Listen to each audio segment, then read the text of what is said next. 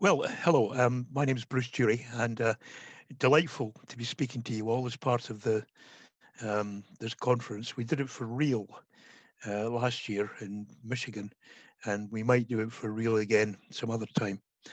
I'm supposed to talk about um, Scottish Y-DNA and why it's complicated and so on.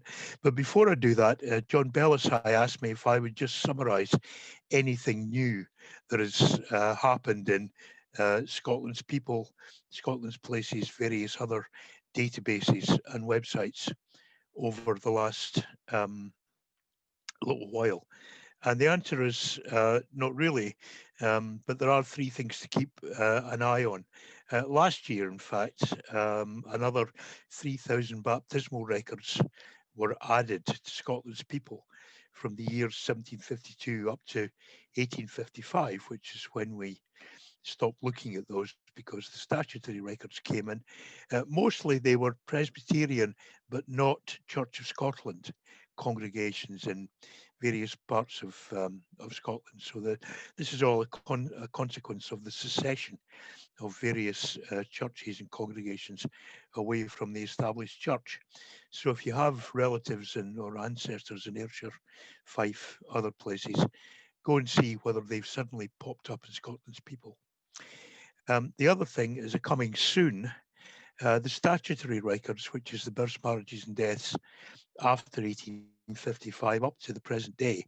Now they can be searched by female surname, mother's surname, which is a great step forward.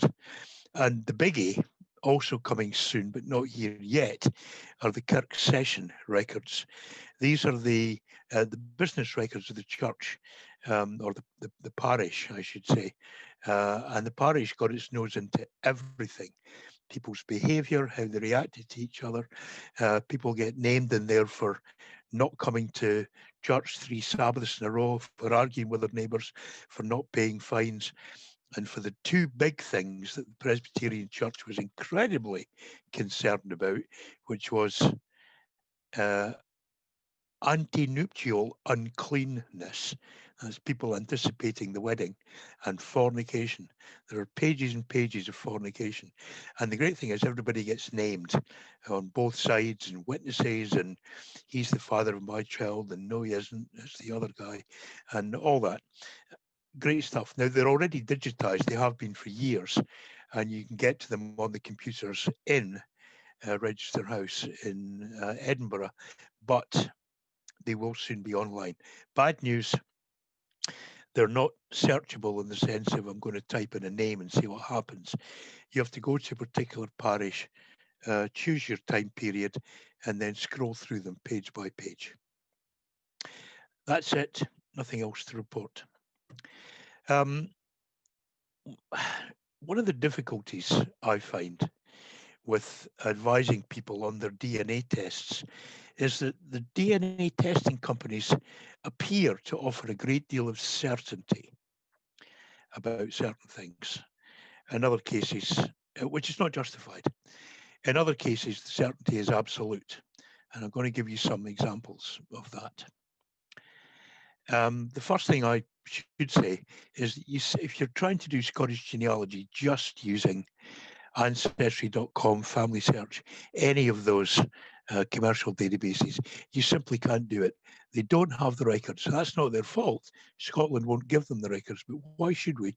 Frankly, because we have Scotland's people. If you don't know it, you go there, you buy credits, and you can do searches for free, and then you can actually download the real documents, usually for a couple of bucks each, which is a lot cheaper than a plane flight to Edinburgh, assuming you could. Scotland's places, everything is free, including downloads. Same with the National Library of Scotland, which has loads of things, including maps, right back to the 1590s, and emigrants' letters and various collections relevant to genealogy. And if you want to, go to the National Records of Scotland website, which has no documents in it, but lots of catalogues where you can see if your ancestor, old Willie McDribble, was ever convicted or anything, or signed a document, or took part in some exercise that got recorded. Good place to go. Mostly, when people talk to me, they want to know where did my ancestors come from, and often they've started by doing one of the tests you see advertised on the television, usually ancestry.com. They offer an autosomal DNA test, and they give you an origin, which I have to say is more or less just bogus. It often starts like this. They say, hey, I just got my results back. I'm 49% Scottish, or I'm 80% Norwegian, or I'm 30% Polish or something. And I always remind them of the words of Adam Rutherford, who's a well-known geneticist and broadcaster over here. And he says, just using these percentages, it's fun, it's trivial, but it has very little scientific meaning. They are not real. It doesn't mean what you think it means. If you're interested, I've put some articles up there that you could check later, and they'll probably be on one of the websites associated with this talk. Here's the first thing that goes wrong. First of all, how granular is it? This is my autosomal DNA results, and it tells me I'm 76% from England, Wales, and Scotland. Actually, I'm 75% from Scotland, but 24% of Ireland. That's nonsense. I have no Irish ancestry at all. That's a confusion because people of my genetic signature went from Scotland to Ireland, and they've tested their descendants over there, and they're in Ireland, but that doesn't make them Irish. They're Scots who are now in Ireland. And there's no discrimination between England, Wales, and Scotland as if we're all one type of person. And we seriously are not. Britain is it's been going for a very long time, and there are all sorts of ethnicities mixed in there. So that just doesn't make sense.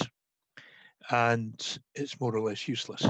Just in case anyone's interested, we'll come to Y-DNA in a moment, but my block puts me alongside other people who have similar surnames from the Kingdom of Fife, which is where I come from.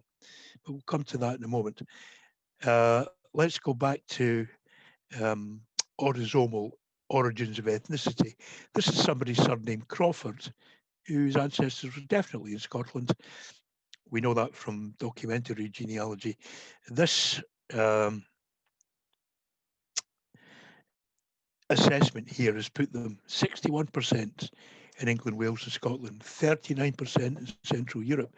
And I have to say to them, that does not mean that 39% of your ancestry is from Central Europe. What it means is that 39% of your DNA is similar to modern populations in Central Europe who have tested with this company, okay? Or it could mean 39% of your DNA is similar to people who've tested who claim to come from this particular part of the world. And I can tell you, I come across people all the time who think their ancestors are from a certain place, such as Scotland or Ireland or Norway or Poland, and it turns out they're not. It's a guess. And even if they have come from a particular place geographically, what does that say about their ethnic origin? There are people living in northern Italy who are ethnically Austrian. There are people living in Austria or Poland or Finland who are ethnically German. Yeah. So this very modern concept, this 18th century concept of the nation, is not one we can really apply to genealogy. So just please ignore these. They are utterly meaningless. Your ancestors come from, more or less useless. Just to give you an example, here are two, same person, okay? 100% from Europe, but two different tests by two different companies. 100% from Europe. Okay, Central Europe, 34%. Northwest Europe, 57%. Pretty good, actually. Ashkenazi Jewish, 39%, 41%. They more or less agree. These two have it about right in that sense, but they have a different kind of granularity about European. This one says 23% English. This one says 23% England, Wales, and Scotland. 0 Irish, Scottish, and Welsh. And I can tell you this person is definitely Scottish. His surname is Findlay, and his ancestors have been in Scotland for as long as records exist. Okay, so just don't trust it. And ethnicity, anyway, as we've said, it's not a genetic fact; it's a social construct. If you come from Poland, are you Polish Catholic or are you Eastern European Jewish? Ethnicity is not the same thing as nationhood. Here are a few things about isopoints.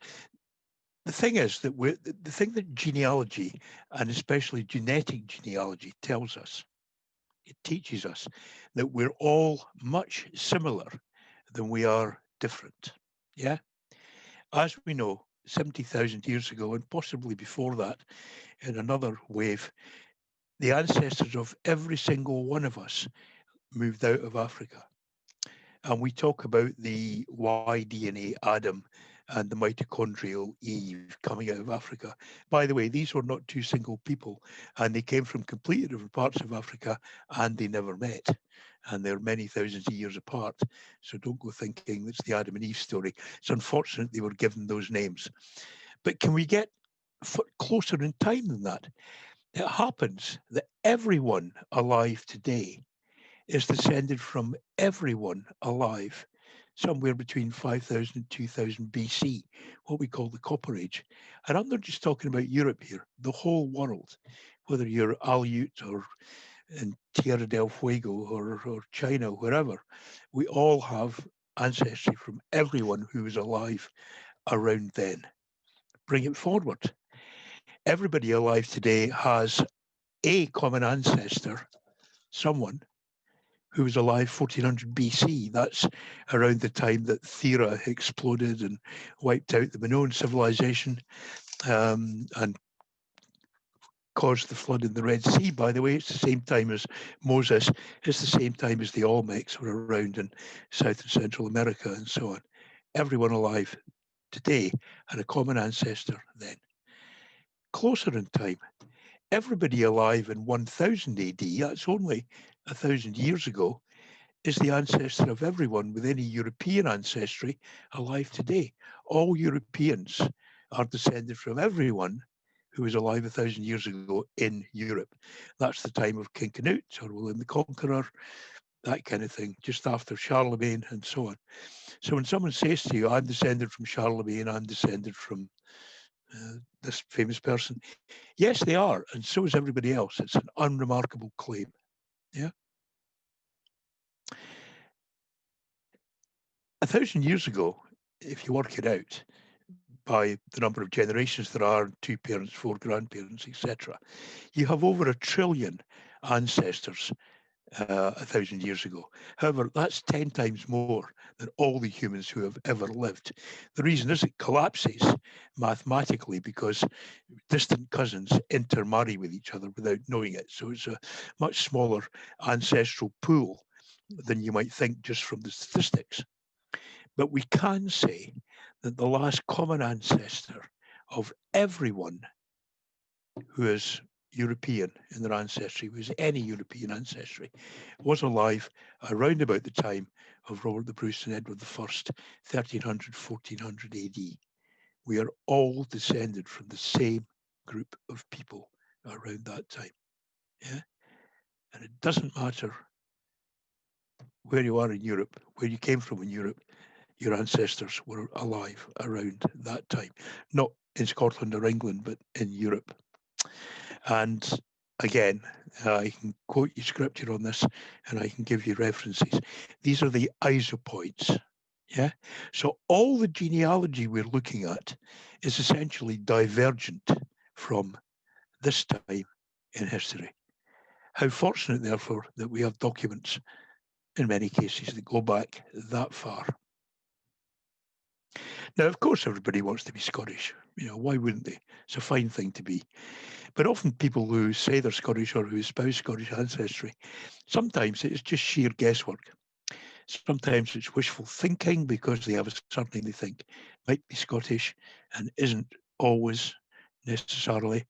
And quite a lot of the time, people come to me and say, well, my grandmother always said that we came from the Isle of Skye or whatever, without any evidence whatsoever. And some cases, they're right, of course. And in other cases, they are wrong. And sometimes people have a Scottish sounding name, but they have no Scottish ancestry. I have a lovely client a couple of years ago who is a very proud Graham and wanted to find out where his Graham ancestors came from. He lives in Canada. Turns out 4 generations before him, they were Grahinskis. They were Eastern European Jewish who came from what is now Poland or Lithuania, speaking Russian, into Canada. And they chose the name Graham in order to fit in with all the Scottish people who were living around there. There are any number of Durias in America who would like to think that they're part of the Durie Scottish family, and they're really not. They come from a completely separate French Protestant family who lived in the Netherlands during the time that Protestants were being persecuted, in France. They were Huguenots, and they spelt their name various ways, including this. They are nothing to do with us. We are not them. They are not us.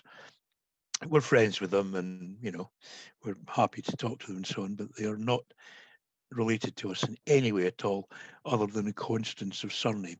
And of course, not everybody with the same surname is related. Not every Smith is related to every other Smith. Not every MacDonald is related to every other MacDonald. And I think the problems are people get misled by 2 things. They take a DNA test, they go online to look at their matches, and they find a close match to someone who says, my ancestors came from this place. And they go, well, there you are then. We're so close that my ancestors must come from there too. But it's wrong. It's a guess. In the case of the other guys, when you look at their ancestry, I recently had to do this for someone who had tested and who had their ancestry, had appended to a particular ancestor, and their genealogy was completely wrong. And when we reassessed it, it made a lot more sense. And they went back in and changed their, earliest paternal ancestor on their DNA testing site, and the complaints they got because it upended everyone else's idea of where they came from. And my other great bugbear is that so many people, and I'm sure you've all seen this, they find a family tree that they think they connect to online, and the family tree is just plain wrong. Full of guesses, full of wishful thinking, full of my granny always said, and sometimes sheer malfeasance, someone wanting to establish they're part of a line that they really are not. I'll just give you a good example. A while ago, I was dealing with 2 fairly related bunches of Crawfords in America, and they both had the same lineage, all the way back to a particular person in Virginia around 1600, but they both claimed a different father for this person. They both claimed that John Crawford. One lot said it's John Crawford from Kilbirnie in Ayrshire around 1600. And the problem with that is we know quite a lot about the John Crawford who lived in Kilbirnie in Ayrshire. Oh, they spell Ayrshire wrong as well. And he never left Scotland, never had a son called David in this case, or John, and never went to America. And that's just wrong. The other branch, they claim to come from John, the Earl of Crawford.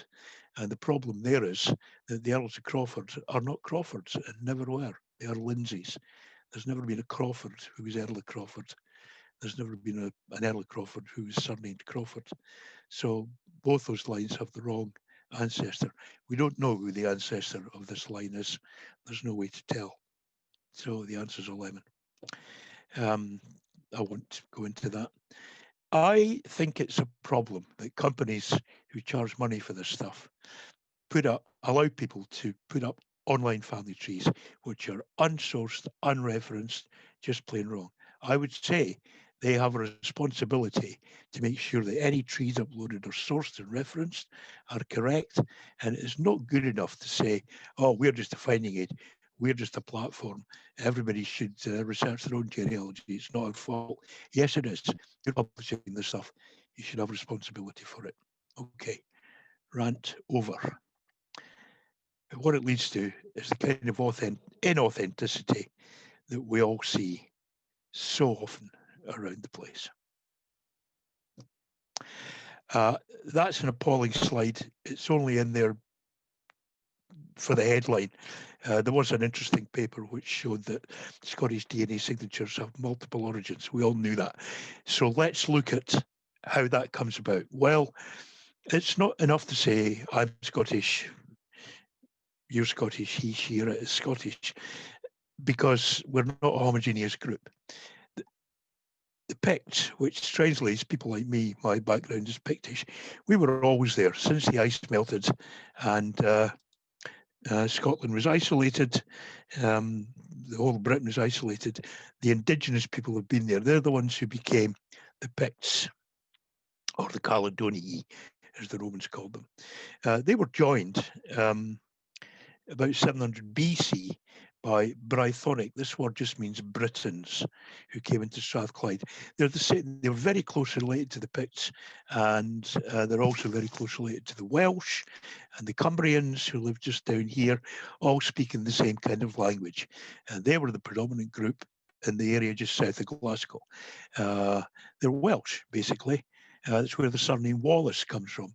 And William Wallace, his native language was probably very similar to Welsh, although he would have known Gaelic, English, French, Latin, and the other languages, Scots, the other languages around at the time. The Romans came and went. They had very little influence whatsoever. They left no genetics except some rather interesting Middle Eastern and Central European traces, which might have been mercenaries fighting with the Romans who left a, how can we say it delicately, a genetic footprint on the women of Scotland. Later, much later, the Gaels turned up. This is around the 5th century, 6th century AD. Now, this was not some kind of mass invasion.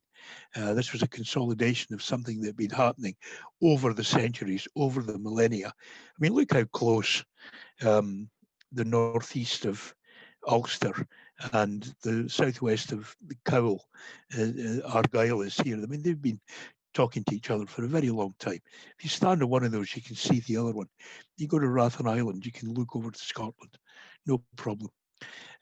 So they came in, they consolidated in what they called Ard Gael, the coast or the shore of the Gaels, which we now call Argyll. Their kingdom was called Dalriada. They were the Dalriata Scots, and they became the Gaelic-speaking Highlanders. They moved eastwards and they slightly displaced, mingled with, interacted with the Picts at various times. Just after that, there were Angles, people who were originally from northern Germany, southern Denmark, who came in, who were in Northumbria. Remember that England got occupied by Danes, Germans, Saxons, Jutes, wherever they came from, which is not Jutland, by the way, in the power vacuum that existed after the Romans left in about 450 AD. And all these people poured in, and some of them, the Bernicians, came up to Scotland and fought a number of battles around there, and eventually merged in with the people just south of Edinburgh. But you could say that what forced the forging of all these people to come together was the fact that the Norse turned up, the people that we mistakenly, by the way, call Vikings. They didn't call themselves that. Nobody called them that. Viking is the word for a journey, not a people. But anyway, they came in, well, the northern Norse, from what we would now call Norway, Sweden, came into the north coast and the west coast of Scotland, and all the way down as far as, well, Dublin and Cork were both founded by these people. Southern Danes, southern Northmen, from what we've now called Denmark, they came in, I haven't shown it here, but they came into the east of Scotland quite a lot. But it forced Scotland to get together, and you know the story. Alpin and his son Kenneth MacAlpin forced the kingdom out of the Gaels. They themselves were Picts.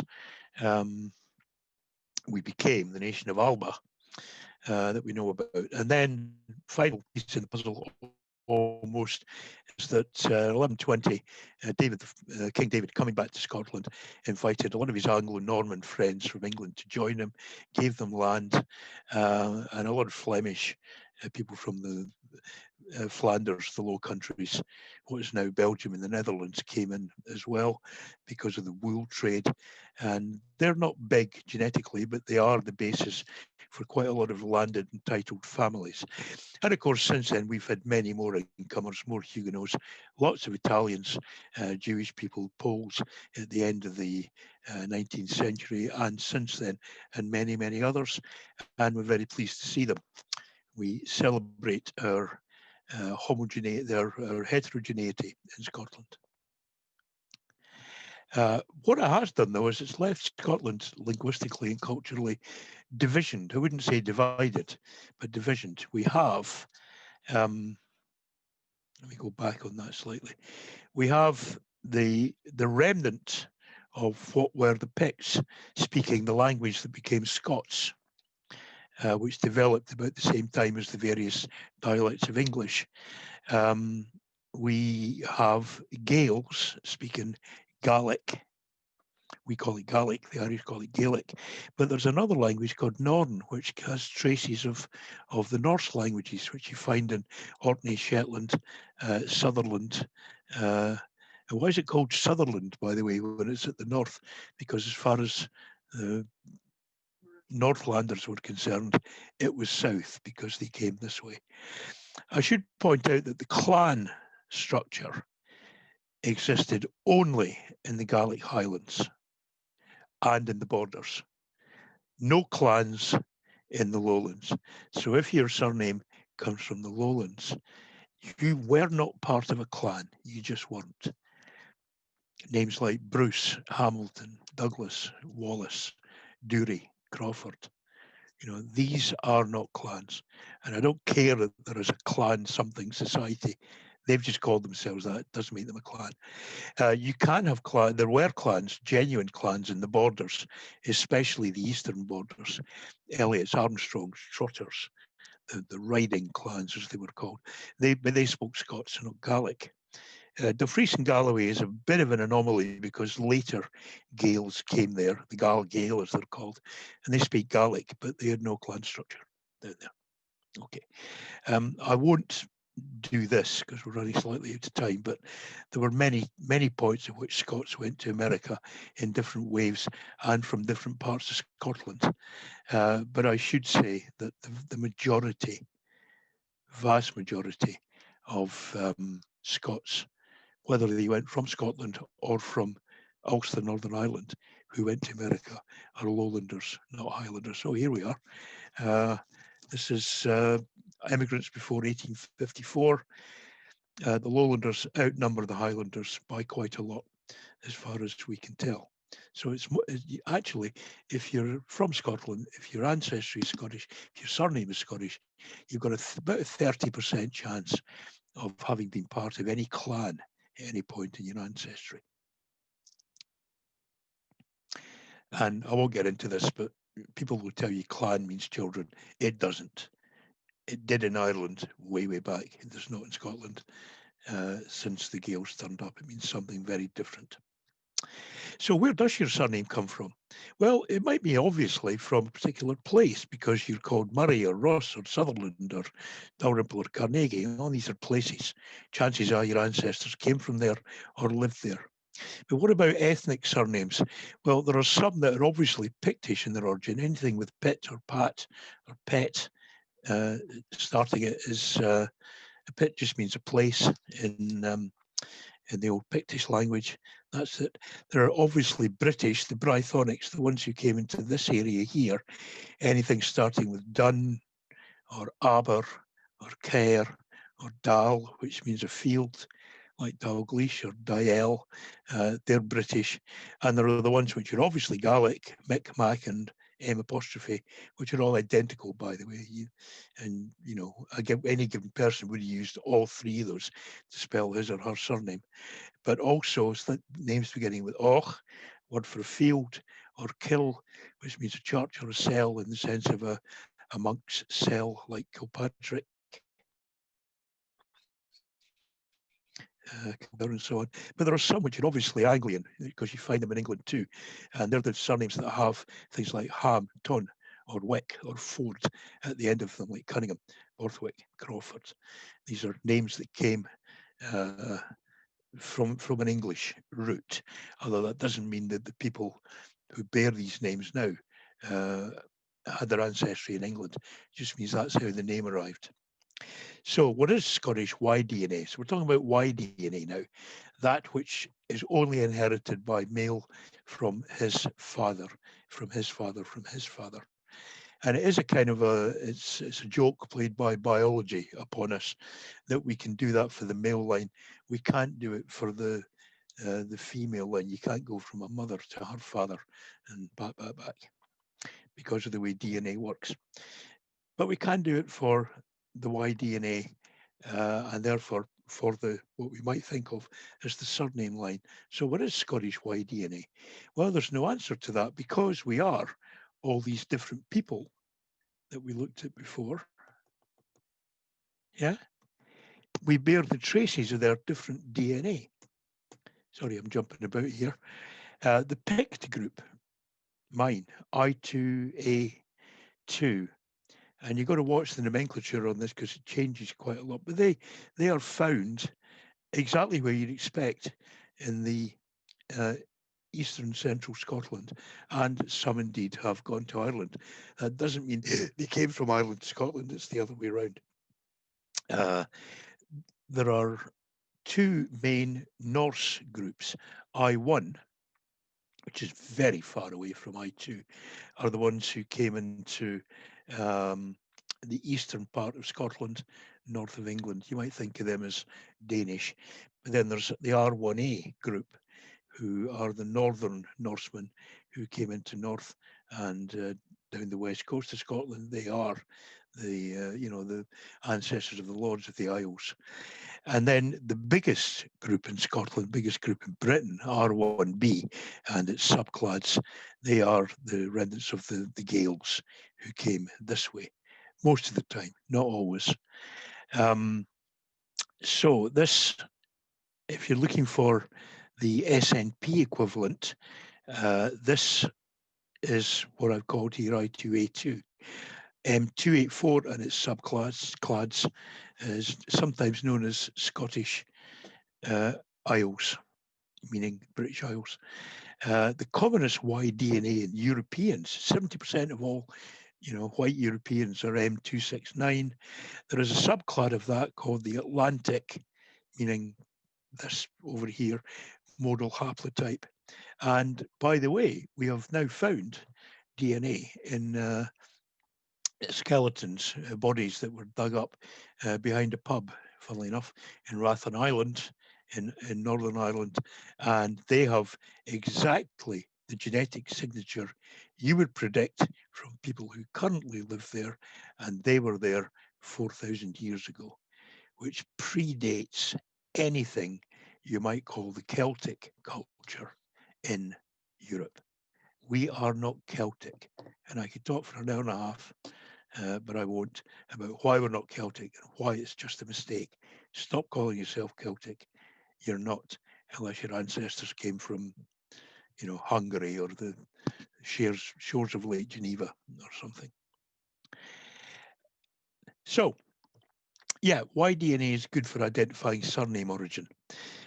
Be aware, by the way, that your Y-DNA, my Y-DNA, is exactly 1,000th of my total genetics. It doesn't really play a part in anything that makes me. So just because your Y-DNA is picked or Gael or whatever, doesn't affect the rest of you. You're everything, If 500 years ago, one person from Scotland went to China, and he and all his descendants intermarried with Chinese, his male heir would have Y-DNA from Scotland, but they would, it's a tiny part of their mixed ancestry, and it's 1,000th of everybody's ancestry. There is a problem of matching it back to present-day native Scots, though, and I have some solutions for it. One is, some people say, well, test the chiefs. We know who the chiefs of the clans and families are. Get them tested. There's a problem with that because the chief is not necessarily a good indicator of the genetics of the entire surname group. Very often, the chiefs are wildly different. In our family, in the Duries, my Y-DNA and the chief's Y-DNA are different, not only from each other, but from everybody else's. Very different. And that's because in both our cases, our lines ended with a female who then married a guy who took the name Durie. So we descend from them. So of course, we're Duries, but our Y-DNA tells a different story. And very often the chief was a kind of aristocratic fly-in from somewhere else, and it's nothing to do with the people around him who were called that surname. And of course, the other thing is that anyone, especially in the Highlands, surnames were very fluid. And if somebody moved on to the lands controlled by a MacDonald or a Macpherson or a Sutherland, then they would take that surname. It was in their interest to do so. There are some very famous examples of that. So the chief is not necessarily, some are, but some are not a good guide to the genetics of the whole clan or family. And then say, well, just put the call out to clan and family societies. The trouble is, in the most cases, they do not have very many members in Scotland. Scots simply do not join surname societies, nor do Scots get DNA tests, by the way. We don't need to. We know who we are. We know where we live. So that doesn't work reliably. And there are people out there jumping up and down saying, we've got loads of Scots in our surname group, in our clan society. I'm sure you do, but not everybody does, okay? They're a rarity. The best way to do it, in my view, is to go and look for people who have demonstrably lived in a particular area of interest before 1800, not just their grandparents, but as far back as 1800, and get them tested at 1800, because that's about the time that a lot of people had just migrated to America around then. So if they had relatives still in this place, you would find them. And it's before people started moving around largely within Scotland to go and work in the big cities, Glasgow, Aberdeen, Dundee, and so on. It's a good time to locate somebody. And if you find a Dalrymple still living in Dalrymple in Ayrshire, chances are they're the same as the original Dalrymples who took their name from that place. You see what I mean? Location isn't always a good indication of ancestral origin. You can see that people often give a location that could be anywhere just because they happen to know about one ancestor. It doesn't mean all your ancestors came from there. And it doesn't mean that everybody in that area is your surname. There'll be lots of people in that area with different surnames. So this is people who tested L126 and they're all over the place. So what are you going to make of that? So I say find problem surnames, ones which there's no other way to find out where they originally came from, Dalrymple, Carnegie, and so on. Identify those with paternal ancestry fixed in defined locations. They've been there since 1800 or before, and we can do that in Scottish records.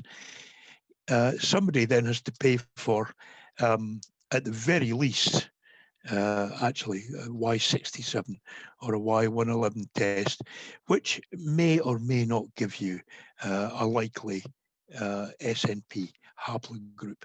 I think it's more likely that if you find some people who you think are good candidates for further testing, you'll then have to pay for a direct SNP test. It requires funding doing that. I've been speaking to some clan and family societies who have a fund and are willing to, they're not just going to say, hey, if your name is this and you live in Scotland, get tested. They're actually working to identifying people in specific locations and finding the ones who live there longest and getting them tested. It requires anonymity. What do I mean by that? Typically, if you ask someone in Scotland, will they participate in this, take a Y-DNA test and see how they fit with the rest of the people of that surname. They will often say, yes, but I do not want my uh, contact details passed on to the, clan something group or the what's name family society. I don't want it because I don't want people turning up, knocking on my door saying, hey, I'm your sixth cousin from One Tree, Idaho. Americans find that strange. They don't understand why we're not ready to embrace every one of our surname from across the globe, and we're just not like that. I know Americans, North Americans, Canadians are the same. You go in for these big family reunions. We do not. A couple of years ago in a ballroom in Raleigh, North Carolina, I met more McAllisters in an hour than I've met in my entire life in Scotland. They were all in one place. We don't do that stuff.